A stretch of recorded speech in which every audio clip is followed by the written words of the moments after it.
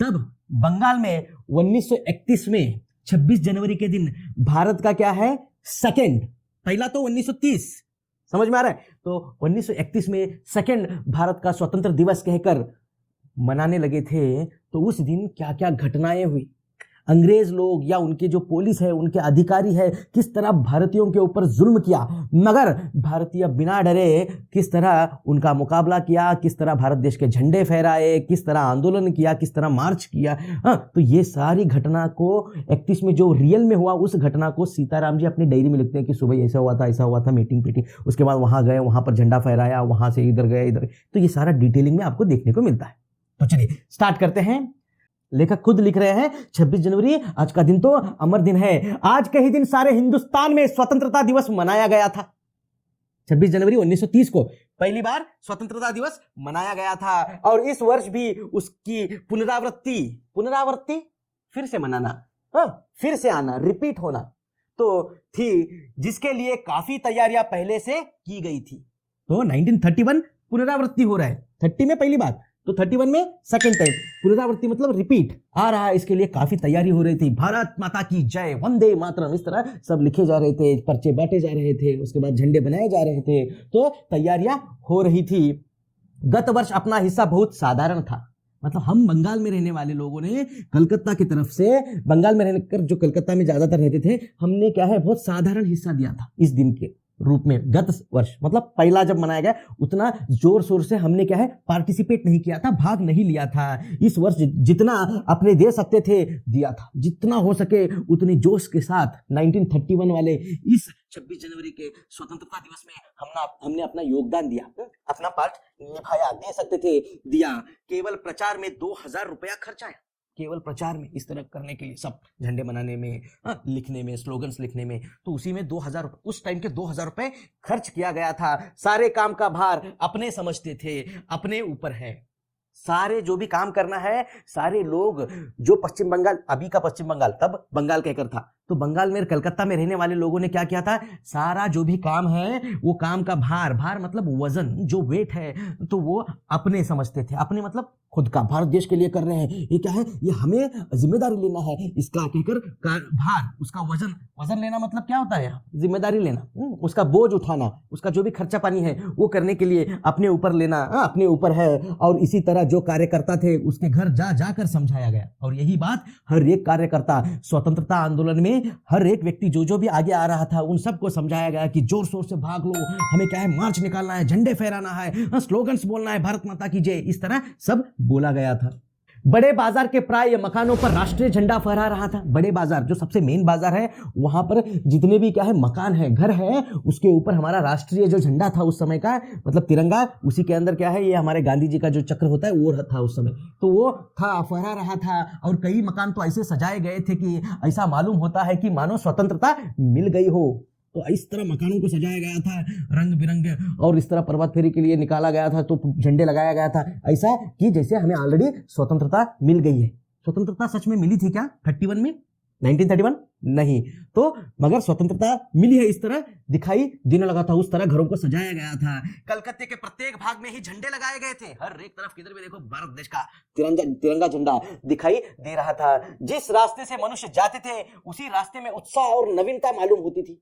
जिधर भी जाओ उस रास्ते में क्या है, उत्साह और नवीनता, यस भारत देश का झंडा, हमें आजादी लेनी है, हमें आजाद होना है, इस तरह की बातें वहां मालूम होती थी। लोगों का कहना था कि ऐसी सजावट पहले नहीं हुई। लोग आपस में बातें कर, क्या सजावट हो गई है कलकत्ता की, हर मकान के ऊपर झंडा है, ऐसे सजावट पहले कभी नहीं हुई थी। पुलिस भी अपनी पूरी ताकत से शहर में गश्त देकर प्रदर्शन कर रही थी। पुलिस भी इसमें क्या कर रही थी, पूरे अपनी ताकत के साथ गश्त देना, मतलब पेट्रोलिंग कर रही थी पुलिस। कौन सी पुलिस थी, अंग्रेजों की जो पुलिस थी वो पूरे ताकत के साथ टाइट फुल गश्त पेट्रोलिंग कर रही थी, घूम रही थी। मोटर लारियों में गोरखे तथा सार्जेंट प्रत्येक मोड़ पर तैनात थे। मोटर लारियों में मतलब पुलिस के जो मोटर है, उस जमाने की मोटर, उस जमाने के जो लारी है, यहाँ पर देखिए सिपाही है, और क्या है सार्जेंट क्या होता है, ये अंग्रेज लोगों के अंदर, पुलिस के अंदर ही एक औहदा था, एक पद मतलब एक पोस्ट था पुलिस वालों का है, एक जरा ऊपर जो रहता है उसको सार्जेंट कहते हैं। प्रत्येक मोड़ पर तैनात थे, मतलब तैयार थे। कितनी ही लारियां शहर में घुमाई जा रही थी, बार बार पुलिस के वैन, उस टाइम के लारियां भी क्या है, इधर उधर घूम रहे थे। मगर शहर का हाल देखिए कितना अच्छा है, वहां पर झंडे ही झंडे हैं। घुड़सवारों का प्रबंध था। उस समय पुलिस घोड़े के ऊपर बैठकर भी क्या है, गश्त करती थी, पेट्रोलिंग करती थी घोड़े के ऊपर बैठकर। ये देखिए, तो उस समय ज्यादा घोड़े भी हुआ करते थे, अभी दिखने को नहीं मिलते हमें घोड़े ज्यादातर। तो प्रबंध था, कहीं भी ट्रैफिक पुलिस नहीं थी, सारी पुलिस को इसी काम में लगाया गया था। एक जगह भी ट्रैफिक पुलिस देखने को नहीं मिलती, हर जगह क्या है, यही पुलिस देखने को मिल रही थी। बड़े बड़े पार्कों तथा मैदानों को पुलिस ने सवेरे से ही घेर लिया था। बड़े बड़े जो पार्क है, जो ओपन ग्राउंड मैदान है, वहां पर भी पुलिस जाकर पहले ही तैनात होकर रेडी होकर ठहरी थी कि यहाँ ज्यादा भीड़ इकट्ठा ना हो, भारतीय इकट्ठा ना हो, स्वतंत्रता के लिए वो नारेबाजी ना करे, कुछ गलत ना हो। इसलिए पुलिस उन सबको दबाने के लिए, उस स्वतंत्रता आंदोलन को वहां कोशिश करके फोर्सफुली दबाने के लिए वहां पहले ही पुलिस खड़ी थी। मॉन्यूमेंट के नीचे जहां शाम को सभा होने वाली थी, उस जगह को तो भोर में 6 बजे से ही पुलिस ने बड़ी संख्या में घेर लिया था। सर ये मॉन्यूमेंट क्या है? मॉन्यूमेंट मतलब एक स्मारक। जो बड़े बड़े मैदान होते हैं वहां कुछ एक स्मारक होते हैं ना, तो ऐसा ही कलकत्ता में एक जगह पर बहुत बड़ा स्मारक था, खुला मैदान था उसके सामने। वहां पर क्या है, सभा होने वाली थी। सुबह 6 बजे 6 AM मॉर्निंग 6 बजे ही पुलिस बड़े संख्या में, ज्यादा से ज्यादा अंग्रेजी पुलिस वहां पर क्या है, घेर लिया था। तब भी कई जगह तो भोर में ही झंडा फहराया गया था। पुलिस वहां पर 6 बजे मॉर्निंग के टाइम में ही उस पूरे जगह को घेर लिया था। फिर भी कई अलग अलग जगहों में कलकत्ता में सुबह 6 बजे भारत स्वतंत्र है, इस तरह झंडा फहराया गया। मगर मेन ये जो मॉन्यूमेंट या ये जो स्मारक है, ये जो प्लेस है, वहां भी झंडा फहराना है, अंग्रेजों को दिखाना है हम क्या है, हम भारतीय क्या है, तो वो भी दिखाना है। तो वो भी झंडा फहराने के लिए अब भीड़ इकट्ठा होती है। अब आगे सीन किस तरह बदलता है देखिए आप। 11 बजे मारवाड़ी बालिका विद्यालय के लड़कियों ने अपने विद्यालय में झंडोत्सव मनाया। मारवाड़ी विद्यालय, ये एक विद्यालय, कॉलेज होते हैं ना, वैसे ही एक कॉलेज है या बालिका विद्यालय है, मतलब ये लड़कियों का, स्पेशली गर्ल्स का एक मारवाड़ी बालिका विद्यालय है। वहां लड़कियों ने क्या किया था, अपने विद्यालय में पहले ही झंडोत्सव मतलब झंडा फहरा दिया था। जानकी देवी, मदालसा, ये 2 अलग अलग पात्र है, मदालसा, बजाज नारायण आदि भी गई थी। मतलब 2 पात्र है, इंपॉर्टेंट नहीं है, नाम याद रखना, मगर वहां के सबसे बड़े लोगों में से एक थे। इसलिए जानकी देवी, मदालसा उस विद्यालय के अंदर ऑलरेडी, आदि भी वहां पर उस झंडा फहराने में गई थी। लड़कियों को उत्सव का क्या मतलब है समझाया गया। ये जो 26 जनवरी को हम आजादी के रूप में मना रहे हैं, इस उत्सव का क्या महत्व है, क्या मतलब है, ये सारे लड़कियों को सामने बिठाकर वहां पर स्पीच देने वाले भारतीय क्या है, सेनानी या भारत के जो भी उस समय आजादी के लिए सोचने वाले जो हमारे लीडर नायक थे, उन्होंने समझाया। एक बार मोटर में बैठकर सब तरफ घूमकर देखा तो बहुत अच्छा मालूम हो रहा था। तो हमारे जो लेखक है सीताराम सेक्सरिया, एक बार मोटर में बैठकर घूमकर पूरी तरफ देखते हैं, एक चक्कर मारकर उस विद्यालय के आसपास, तो उन्हें क्या हो रहा था, अच्छा मालूम हो रहा था। वाह, ये तो बिल्कुल कितनी अच्छा दृश्य है, सीन है, हमें आजादी मिल गई, इस तरह मालूम हो रहा था। उनके दिल को अच्छा मालूम हो रहा था। जगह जगह फोटो उतर रहे थे, जगह जगह पर क्या है, फोटो भी निकालने का चल रहा था कि आजादी मिल रही है बोलकर। कुछ एक लोग आपस में दोस्त जैसा आप फेयरवेल कर रहे हो तो आप अलग अलग ग्रुप वाइज ठहर के फोटो निकाल लेते हो ना, तो जो भी झंडा फहरा रहे हैं अपने अपने एक स्पेशल फोटोग्राफर को, उस टाइम ऐसा मोबाइल के जैसा कैमरा नहीं था, तो स्पेशल फोटोग्राफर को बुला के वो ठहर के इकट्ठा होकर फोटो निकाल के ले रहे थे। अपने भी फोटो का काफी प्रबंध किया था। अपने मतलब हमने भी, हमारा जो ग्रुप था, हमारा जो दल था, हमने भी फोटो निकालने का क्या है, प्रबंध कर लिया था। 2-3 बजे कई आदमियों को पकड़ लिया गया। ऐसे ही सुबह से लेकर प्रोग्राम इधर उधर सब तरफ चल रहे कलकत्ता में, मगर जब 2-3 बजने का टाइम आया, वहां पर कुछ आदमियों को पुलिस ने पकड़ लिया, जिसमें मुख्य पूर्णोदास और पुरुषोत्तम राय को पकड़ लिया गया। सुभाष बाबू के जुलूस का भार पूर्णोदास पर था। ये पूर्णोदास कौन थे? सुभाष चंद्र बोस जो हमारे हैं नेता सुभाष चंद्र बोस, उनका जो जुलूस निकलने वाला था उसका भार किसके ऊपर था? पूर्णोदास पर था। भार मतलब वो प्रबंध करना, अरेंजमेंट करने की जिम्मेदारी पूर्णोदास पर था। उन्हें पुलिस पकड़ लेकर गई पर यह प्रबंध कर चुका था, मगर वो पकड़ लेके गए तो गया पूर्णोदास को, मगर ये पूर्णोदास पहले ही तैयारी करके सब किसको क्या करना है, कहाँ क्या करना है, सब इंस्ट्रक्शंस दे दिया था, तो प्रबंध पहले ही कर चुका था। स्त्री समाज अपनी तैयारी में लगा था। तो स्त्रियों का दल मतलब लेडीज का ग्रुप वो भी अपनी तैयारी में लगा था। जगह जगह से स्त्रियां अपने जुलूस निकालने की तथा ठीक स्थान पर पहुंचने की कोशिश कर रही थी। जगह जगह ये जो लेडीज है अपना खुद एरिया वाइज जुलूस निकालना और हमने जो मॉन्यूमेंट पार्क है या मेन जो हमारा मैदान है वहां इकट्ठा होने के लिए वो निकल पड़े तो पहुंचने की कोशिश कर रही थी। मॉन्यूमेंट के पास जैसा प्रबंध भोर में था वैसा करीब 1 बजे नहीं रहा। तो मोन्यूमेंट जो मेन हमारा मैदान है, ये मोन्यूमेंट है, उस मैदान के अंदर जो सुबह तैयारी थी, जिस तरह पुलिस 6 बजे ही आकर खड़ी हो गई थी, वैसा शाम के टाइम करीब करीब भोर में जैसा था वैसा नहीं था। जैसे जैसा टाइम बीतने लगा या दोपहर आने लगी वैसा वहां नहीं था, पुलिस का प्रबंध नहीं था। करीब 1 बजे नहीं रहा। इससे लोगों को आशा होने लगी कि शायद पुलिस अपना रंग ना दिखलावे, पर वहां कब रुकने वाली थी। तब लोगों को क्या लगा, सुबह जितनी ज्यादा पुलिस थी अब थोड़ी पुलिस वहां कम हो गई है, चली गई है, वैसा हाल नहीं है। तो लोगों को लगा कि शायद पुलिस अपना रंग न दिखलाए। मतलब उस टाइम ऐसे लगा ये आजादी के लिए कोशिश करने वाले या सब इकट्ठा होने वाले लोगों को अब इस बार पुलिस लाठीचार्ज करना या हमें गिरफ्तार करके अंदर डालना, इस तरह जुल्म करना, हम हमारे ऊपर अत्याचार करना, इस तरह का रंग नहीं दिखलाएगी, ऐसा लगा इनको। मगर जैसे अब आगे देखेंगे तो पुलिस ने इनको पकड़ा, मारा, पीटा, खींचा, जेल में तक डाला, मगर ये भी झुके नहीं, रुके नहीं, क्योंकि वो भारत माँ के बहुत प्यारे बच्चे थे। तो देखो पुलिस अपना रंग न दिखलावे ऐसा इनको लगा, पर वहां कब रुकने वाली थी? क्या पुलिस रुकने वाली थी? नहीं। देखिए जो कुछ एक खास किस्म के लोग होते हैं, जैसे कि सांप है, ये अपना रंग कितना भी करो बदलेगा नहीं। आपके नजदीक कितना भी प्यार करो आप सांप को, वो तो ढसेगा। वैसे अंग्रेज जो थे, हम कितना भी उन्हें क्या भी करें, वो तो हमारे ऊपर अत्याचार करने ही वाले थे। ओके, 3 बजे से ही मैदान में हजारों आदमियों की भीड़ होने लगी। जैसे जैसे 3 बजने आए शाम के, दोपहर और शाम का जो बीच में टाइम आता है 3, 3:30 बजे, तब मैदान में हजारों लोगों की क्या है भीड़ इकट्ठा होने लगी और लोग टोलियां बना बना कर मैदान में घूमने लगे। अब देखो पूरा ये मैदान में कितने लोग हैं, देखो टोलियां बनाकर, ग्रुप बनाकर, अपना अपना ग्रुप, एरिया वाइज एक ग्रुप वहां पर घूमने लगे। आज जो बात थी वह निराली थी। लेखक लिखते हैं, आज ये सीन, ये दृश्य इतने लोगों को देखकर आज की जो बात थी वो निराली थी, मतलब अलग थी, अद्भुत थी।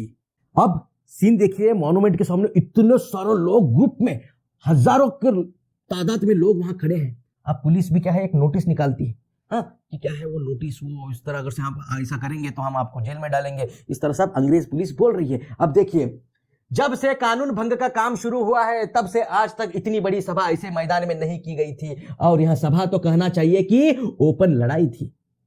कानून भंग, हम अंग्रेज लोगों के शासन को नहीं मानेंगे, उनके द्वारा लगाए गए कानून को नहीं मानेंगे। इस तरह आजादी के जो दीवाने थे, ये जो हमारे आजादी के अंदर लड़ने वाले हमारे नेताओं ने जो स्लोगन दिया था, जो आगे आकर बोल रहे थे कि कानून भंग, हम कानून को नहीं मानेंगे, नहीं मानेंगे, कानून को ही नहीं मानेंगे। इस तरह उन्होंने जो एक नया मुहिम चालू किया, तब से आज तक इतनी बड़ी सभा, इतने जगह पर लोग, देखो कितने जगह पर, हर तरफ जगह पर लोग देखने को मिलेंगे। तो इतना बड़े मैदान में नहीं, आज तक नहीं देखी गई थी सभा, ऐसे मैदान में नहीं की गई थी। और यह सभा तो कहना चाहिए कि ओपन लड़ाई थी, ओपन चैलेंज था अंग्रेजों के साथ।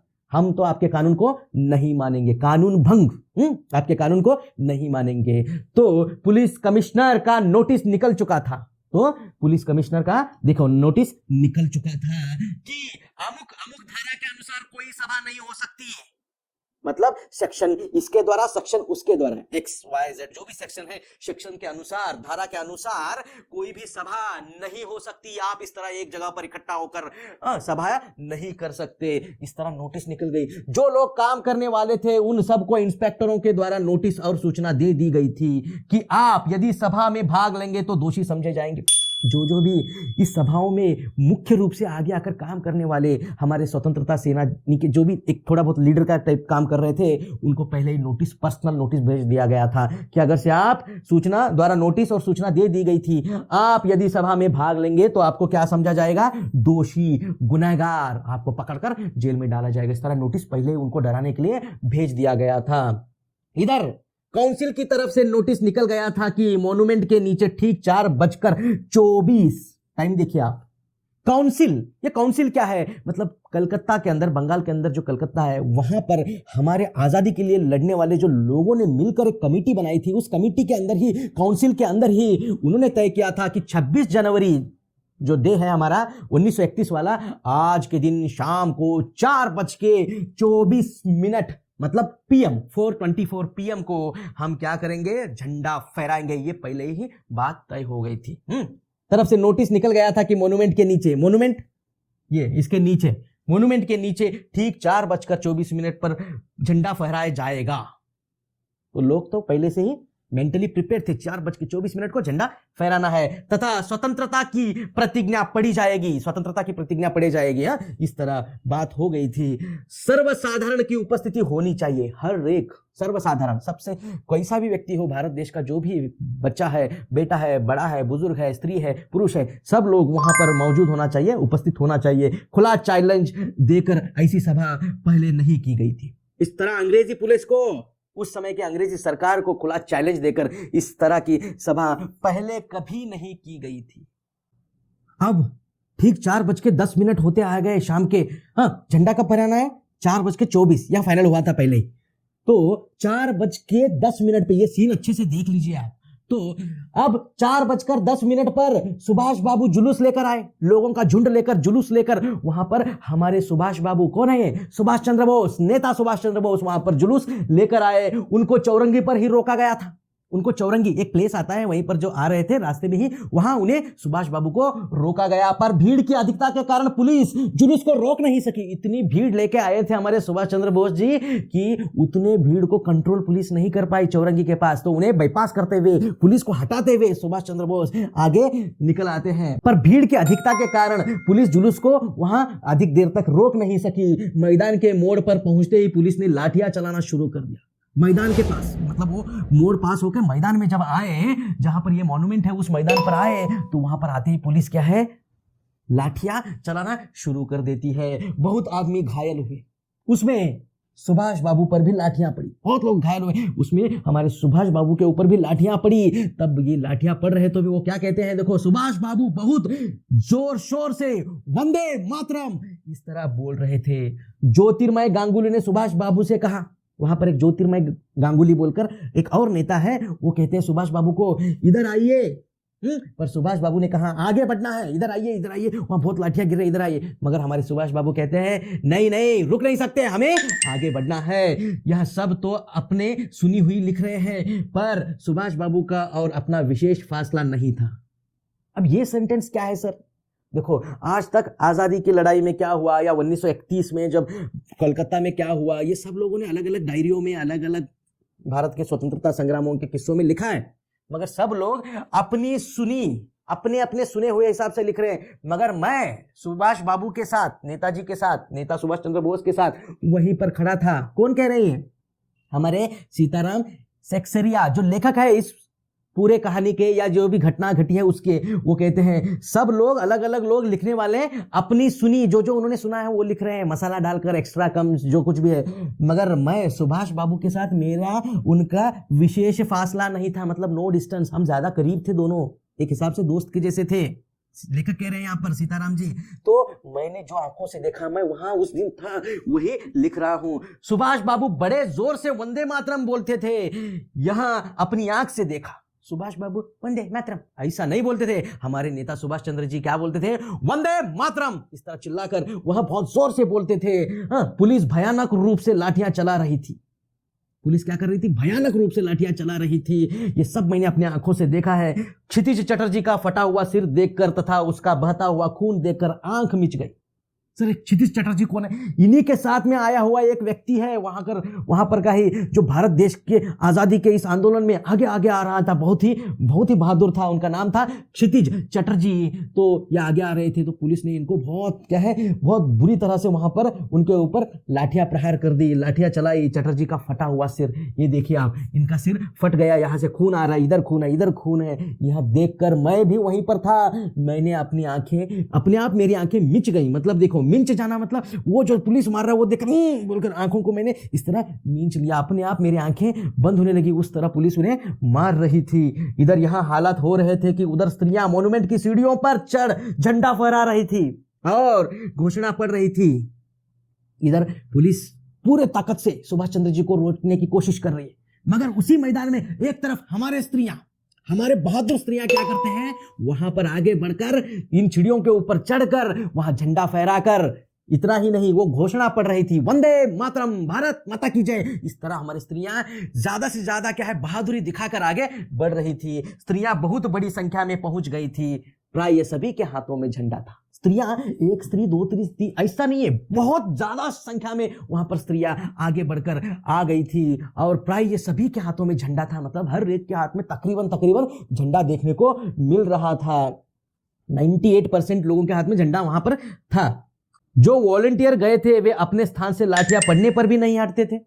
जो वॉलंटियर, सर वॉलंटियर क्या है? वॉलंटियर मीन स्व इच्छा से, स्वयं सेवक, जो स्व इच्छा से स्वयं सेवा भारत देश की आजादी के इस जुलूस में उतरा है, उसके ऊपर लाठियां पड़ रहा है तो भी वहां लाठियां खाकर भी वहीं पर खड़ा है, अपना जगह छोड़ने को तैयार नहीं, वहां से भागने को तैयार नहीं है। उस तरह का वहां सीन मैंने देखा। इस तरह लेखक लिखते हैं। आगे देखें, यहां लाठीचार्ज हो रहा है, ये सीन अच्छे से देख लीजिए आप। तो आगे सुभाष बाबू को पकड़ लिया गया और गाड़ी में बैठाकर लाल बाजार लॉकअप में भेज दिया गया। सुभाष बाबू को पकड़कर पुलिस ने अंदर गाड़ी में डाल दिया और डालकर इन्हें लाल बाजार लॉकअप, एक प्लेस आता है वहीं पर, वहां का जो पुलिस स्टेशन है लाल बाजार पुलिस स्टेशन के लॉकअप में उन्हें भेज दिया गया। कुछ देर बाद ही स्त्रियां जुलूस बनाकर वहां से चली। देखो, तो वहां पर भी क्या है, पुलिस को रोकने के लिए उन्हें तो जेल में डाला गया, हमारे सुभाष चंद्र जी को। वहां पर जाकर सामने खड़ी हो गई हमारे पूरे स्त्रियां, सबसे बहादुर। यहाँ पर स्त्रियां अपने बहादुरी दिखाते हैं, तो वहां चली। साथ में बहुत बड़ी भीड़ इकट्ठी हो गई, तो स्त्री 1 2 3 नहीं, बहुत ज्यादा भीड़ वहां पर स्त्रियों की इकट्ठी हो गई। सुभाष चंद्र जी को जिस लॉकअप में वो डाल रहे थे, वहां जाकर ये सामने खड़ी हो गई। साथ में बहुत बड़ी भीड़ इकट्ठी हो गई। बीच में पुलिस कुछ ठंडी पड़ी थी, बीच में पुलिस भी थोड़ा शांत हो गई थी, चलो देखेंगे क्या हो रहा है क्या नहीं बोलकर, इस तरह बीच में ठंडी पड़ी थी। उसने फिर डंडे चलाना शुरू कर दिए। अब की बार भीड़ ज्यादा होने के कारण बहुत आदमी घायल हुए, तो बीच में पुलिस थोड़ा साइलेंट भी हुई थी, मगर फिर से जब पुलिस डंडा मारने चालू करती है ज्यादा भीड़ को देखकर, देखो अब की बार भीड़ ज्यादा होने के कारण बहुत आदमी घायल, ज्यादा भीड़ हो गई, ज्यादा पुलिस ने मारा, इसलिए ज्यादा लोगों को क्या है, घायल होना पड़ा, मार खाना पड़ा। धर्मतल्ले के मोड़ पर आकर जुलूस टूट गया। धर्मतल्ला कहकर एक प्लेस आता है, हाँ अब समझ लीजिए ये प्लेस धर्मतल्ला है। यहाँ पर आते ही जुलूस टूट गया मतलब पुलिस बहुत ज्यादा मारने लगी, तो जुलूस बिखर गया, इधर थोड़े लोग उधर थोड़े लोग इस तरह चले गया, तो जुलूस टूट गया और करीब 50-60 स्त्रियां वहीं मोड़ पर बैठ गई। पुलिस ने उनको पकड़कर लाल बाजार मार भेज दिया। देखो अब वहां पर क्या है, 50-60 स्त्रियां रास्ते में ही बैठ गई कि क्या कर लेते हो कर लो कहकर पुलिस को। हाँ, उन सभी स्त्रियों को पुलिस ने पकड़कर लाल बाजार मार्केट में वहां पर भेज दिया। वहां के जो स्टेशन है ना, वहां का जो पुलिस स्टेशन है, वहां यहाँ पर 50-60 स्त्रियों को भेज दिया गया। स्त्रियों का एक भाग आगे बढ़ा, जिसके नेतृत्व विमल प्रतिभा कर रही थी। उनको बहु बाजार के मोड़ पर रोका गया।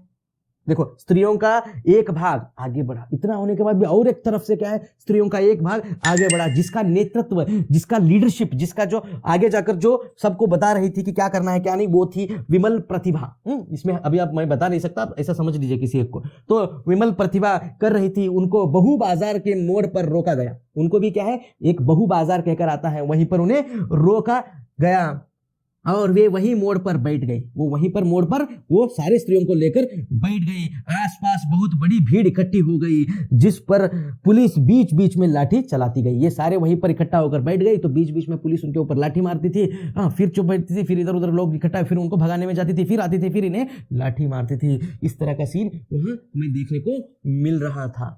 अब आगे देखिए, इस प्रकार करीब पौन घंटे मीन्स 45 मिनट्स के बाद पुलिस की लारी आई और उनको लाल बाजार ले जाया गया। पुलिस की लारी आई, इन सारे स्त्रियों को क्या है, लारी में डालकर लाल बाजार के स्टेशन को ले गया और भी कई आदमियों को पकड़ा गया और कई पुरुषों को, आदमियों को भी पकड़ा गया। व्रजलाल गोयनका, जो कई दिनों से अपने साथ काम कर रहा था, एक व्यक्ति है व्रजलाल गोयनका कहकर, वो भी हमारे साथ कई दिनों से काम कर रहे थे। सीताराम जी कहते हैं काम कर रहे थे, उन्हें भी पकड़ा गया। और दमदम जेल में भी अपने साथ था। मैं भी एक बार जेल गया था ना, दमदम जेल, लेखक कह रहे हैं, तो उस जेल में भी मेरे साथ था। कौन? ये ब्रजलाल गोयनका। वहां पर मेरी मुलाकात हुई थी, वहां भी वो मेरे साथ थे। पकड़ा गया, उन्हें पुलिस पकड़कर जेल में डाल दी गई। पहले तो वह झंडा लेकर वंदे मातरम बोलता हुआ मॉन्यूमेंट की ओर इतने जोर से दौड़ा कि वह अपने आप ही गिर पड़ा। देखो, तो ये है व्यक्ति, वो क्या है? ब्रजलाल। तो ये जोश में आकर वंदे मातरम कहकर झंडा लेकर इतने आगे तेजी से दौड़ा कि उसके पैर लड़खड़ाकर अपने आप ही नीचे गिरा और खड़ा हो गया, और वो आगे भागा वंदे मातरम कहते हुए, बोलता हुआ मोन्यूमेंट की तरफ। ये जो मोन्यूमेंट है, वो था ना, मोन्यूमेंट बोला तो एक इमारत, एक अच्छा सा कोई तो स्मारक, तो उसके आगे वहां पर भागा और खुद ही दौड़ते ही अपने आप ही गिर पड़ा। और उसे एक अंग्रेजी घुड़सवार ने लाठी मारी, फिर पकड़कर कुछ दूर ले जाने के बाद छोड़ दिया। तो एक घुड़सवार अंग्रेज आया, इन्हें लाठी ब्रजलाल को मारने के बाद भी क्या है, थोड़ी देर बाद फिर उसे छोड़ दिया। देखो, पकड़कर कुछ दूर ले जाकर, उन्हें पकड़कर उसको, ब्रजलाल को दूर ले जाने के बाद छोड़ दिया। इस पर स्त्रियों के जुलूस में शामिल हो गया और वहां पर भी उसको छोड़ दिया। देखो, उसके बाद ये जो ब्रजलाल है लेडीज के ग्रुप में जाता है, वहां जाकर भी वंदे मातरम चिल्ला रहा है, तब भी वो पुलिस उसके पीछे आता है, फिर देखता है कि सब लेडीज जाने दो बोलकर, फिर वहां छोड़ दिया। तब वहां 200 आदमियों का जुलूस बनाकर लाल बाजार गया और वहां पर गिरफ्तार हो गया। फिर भी ये व्यक्ति हमारा वहां से भी निकलकर बच के बाहर आने के बाद और आदमियों को इकट्ठा कर लेकर आकर 200, 1 2 3 नहीं, पूरे 200 आदमियों को इकट्ठा कर क्या है, लाल बाजार गया और वहां पर बहुत लोगों को लेकर पुलिस के सामने आया। तब पुलिस डर गई, नहीं इसको तो अभी जेल में डालो कहकर ब्रजलाल को भी वहां पर क्या है, उसे भी गिरफ्तार कर दिया गया।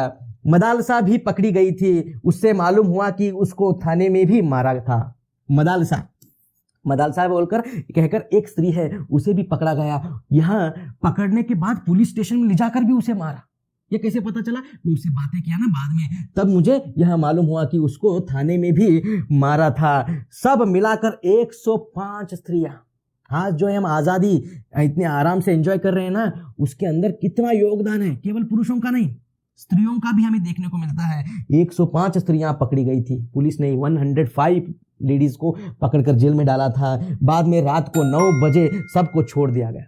सब ये खत्म होने के बाद, सब शांत होने के बाद रात के 9 बजे, क्योंकि 105 लोगों को पकड़कर जेल में डालना, उतना जगह भी नहीं होता उनको खाना देना, तो वो बहुत अलग बात होती है, बोलकर 9 बजे उन्हें छोड़ दिया गया। कलकत्ता में आज तक इतनी स्त्रियां एक साथ गिरफ्तार नहीं की गई थी।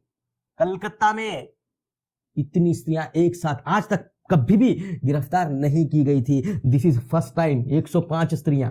तो करीब 8 बजे खादी भंडार आए तो कांग्रेस ऑफिस से फोन आया कि यहां बहुत आदमी चोट खाकर आए हैं।